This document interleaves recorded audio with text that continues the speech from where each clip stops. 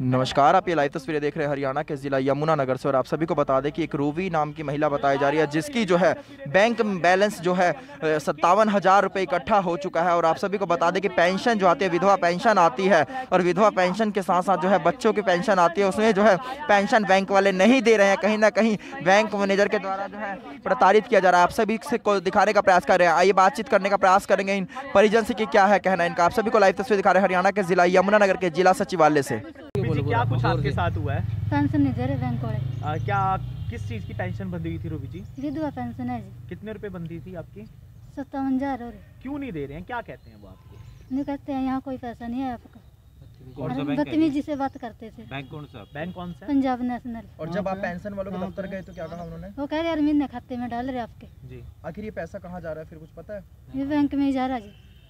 तो बैंक वाले खा जाते हैं इसको। तो एंट्री भी नहीं कर रहे बैंक वाले? ना जी, मानकपुर है जी। हाँ जी, पंजाब नेशनल बैंक। तो मैनेजर साहब से आप मिले हो? मैनेजर साहब ने क्या बोला आपको? मैनेजर साहब कहते हैं जो कुछ आपके पास होगा कर लो कहा। तो आज आप डीसी साहब के पास मिलने आए थे, क्या कुछ कहा उन्होंने? ये तो कह रहे उनके साथ, हमारे साथ उनके परिजन मौजूद हैं, उनसे बातचीत करने का प्रयास करते हैं। नमस्कार सर, क्या नाम है आपका? नमस्कार सर, मेरा नाम विमल है। जी विमल जी, क्या कुछ हुआ है रूबी जी के साथ जो आपको सचिवालय के जो हैं दर खटखटाने पड़ रहे हैं? जी जनाब, मेरा गांव के समस्त मेरे साथ हैं। इस ब्रांच के जो भी स्टाफ है इनका शुरू से ही गांव वालों क्या कुछ मामला था पहले? तो मैं वही कह रहा हूँ, इस ब्रांच का शुरू से ही ये रहता है, आम आदमी को धक्के खिलाते हैं जी। ऐसे ही रूबी जी के केस में क्या हुआ है, इनकी पेंशन आती है, विधवा पेंशन है, जो कि लगभग 2 साल इसको हो चुके हैं। 2 साल से पेंशन लगी हुई है, जिसमें करते करते करते 50,000 रुपये इकट्ठा हो चुका है। वो ये निकलवाने बैंक में जाती हैं तो बैंक वाले कहते हैं हमारे पास तेरा कोई पैसा नहीं है, तो तू पेंशन ऑफिस जा। इसको इतने सालों से पेंशन ऑफिस में धक्के काटने पड़ते थे क्योंकि इतने पढ़े लिखे नहीं थे, ये ना समझ आए। मेरे गांव से जो भी इसके साथ हेल्प करने के लिए जाता है तो बैंक स्टाफ इनको भी यही बोलता है, और साथ में जाने वाले को भी ये बोलता है कि तू कभी किसी को ले आती है, कभी किसी को ले आती है। ऐसे ही लास्ट टाइम इन्होंने मेरे को कहा कि भैया ये मेरा थोड़ा सा पेंशन ऐसे लड़की हुई है और ये मेरे पेंशन दे नहीं रहे हैं। तो इसके लिए मैं साहब से मिला, बैंक मैनेजर से। मैं कि मेरे को बताओ। वो कहता कुछ नहीं है, इसकी पेंशन पीछे से ही बंद है और हमारे पास तो कोई पैसा नहीं है हमारे पास। तो मैं इसके लिए पेंशन ऑफिस में गया। पेंशन ऑफिस से मैंने पूरी डिटेल निकाली, सारा चेक करा। उन्होंने मेरे को डॉक्यूमेंटेशन दिया, वो मैंने साहब के पास एप्लीकेशन में भी अटैच कर दिया है। और उन्होंने मेरे को पूरी वेरिफिकेशन करा कि हमारे यहाँ से पैसा जा चुका है और बैंक ही इसका जिम्मेवार है। मैं बैंक से जाके मिलता हूँ, बैंक मेरे को कहता है जी ये तो पीछे से बंद है, चंडीगढ़ से है, ये हम अभी चलेगा।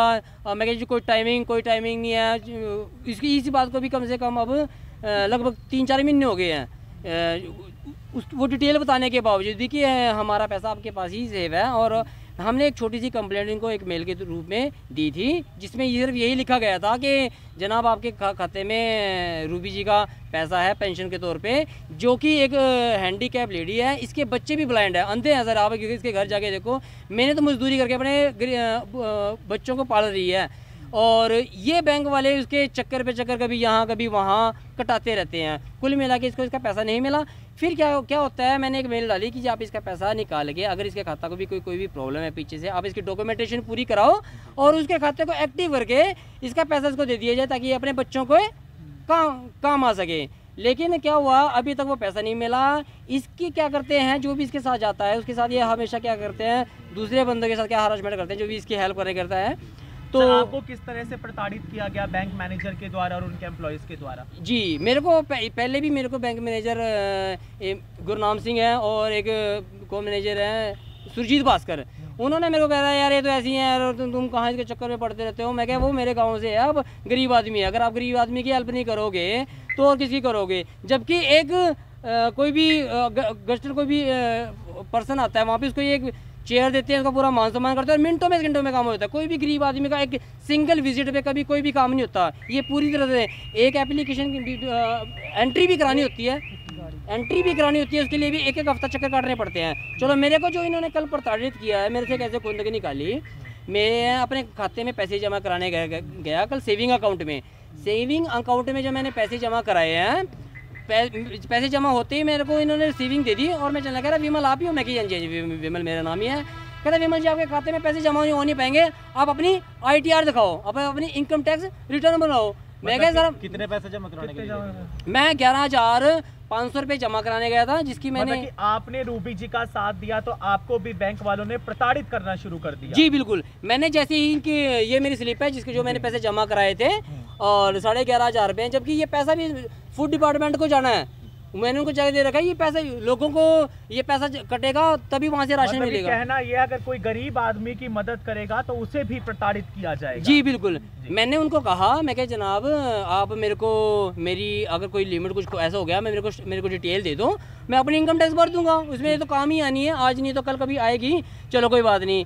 तो मैंने उनको बोला है, मैं क्या जनाब मेरे को स्टेटमेंट, उन्होंने मेरे को मना कर दिया, मेरे को ना उन्होंने मेरे को कंप्लेंट बुक दी, ना ही विजिटर बुक दी, मैंने वो भी मांगा, कुछ नहीं, आपको कुछ नहीं मिलेगा, आपने जो कंप्लेंट करनी है कर दो। डायरेक्टली मैनेजर ने बोला, सुरजीत भास्कर ने बोला कि आपने पहले भी उसकी कंप्लेंट दे रखी और कर दो, कोई फर्क नहीं पड़ता। मैं क्या जनाब अच्छा आप उसका बदलाव मेरे से यहाँ ले रहे हो? कह रहा बिल्कुल, ये मानकपुर इंडस्ट्रियल एरिया में ब्रांच है हमारी BNB, वो पूरी बचपन से भी हमने वहाँ पे अकाउंट खोले हैं अभी तक, लेकिन जब से नया स्टाफ आया सर इतना, आप यहाँ के बजाय भी आप मेरे गाँव में चले जाओ, अगर कोई 10 आदमी भी कोई ये बोल देते हैं ना कि अब ये बैंक ठीक है, हम अपनी कंप्लेंट आप सभी को दिखाने का प्रयास करें। एक छोटी सी और वो है, मैंने जब उन्होंने मेरे को कुछ नहीं दिखाया, मैंने कंप्लेंट, मेरा बाइक पे बाहर सामान बाइक खड़ी थी, इनके CCTV फुटेज के सामने, जैसे साहब का ये पोर्च है, मैंने मेरे वहाँ से बाइक से सामान उठा, जो भी मेरा वो ग्लव्स हेलमेट कुछ भी जो भी सामान था, इन्होंने क्या करा सर, वो सामान गायब हो चुका था वहाँ से। मैंने कहा जनाब आपके CCTV लगे हुए हैं, मैनेजर को मैंने बोला, मैं क्या मेरे को फुटेज दिखा दो, और मेरा सामान चोरी हो गया, इन्होंने मेरे को वो भी दिखाने से मना कर दिया, प्रताड़ित किया गया। बिल्कुल, मेरा सामान भी चोरी हो गया सर, इनकी वजह से मैं वहाँ 2 घंटे रहा, 1 बजे से लेकर 4 बजे तक रहा, मेरा वहाँ सामान भी चोरी हुआ।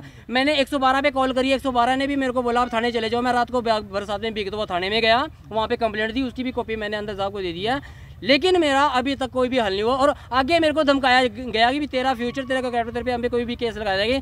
इसीलिए मैं बैंक में ना जाकर मैं DC साहब के पास अपनी कंप्लेंट देने आया हूँ, ताकि मेरा भविष्य किसी ना किसी तरीके से आगे ये खराब ना करें, ये किसी भी तरह का कोई कार्रवाई मेरे ऊपर। तो आप सभी को दिखाने का प्रयास करें, जिला सचिवालय में इस टाइम मौजूद है, DC साहब से मिलने आए हैं, और कहीं ना कहीं जो रूबी जो है ये महिला बताई जा रही है, इनकी पेंशन आनी मना हो गई थी, बैंक में नहीं आ रही थी, और बता दें कि पेंशन दफ्तर से जो है पेंशन जा रही है बैंक में, लेकिन बैंक वाले नहीं दे रहे हैं। कहीं ना कहीं एक ये गुंडागर्दी का जो है माहौल बनता जा रहा है। आप सभी से गुजारिश है ज़्यादा से ज़्यादा शेयर करें, आप सभी को लाइव तस्वीर दिखाने का प्रयास कर रहे हैं। आप सभी बने रहें लक्ष्य ब्रेकिंग न्यूज़ के साथ। नमस्कार।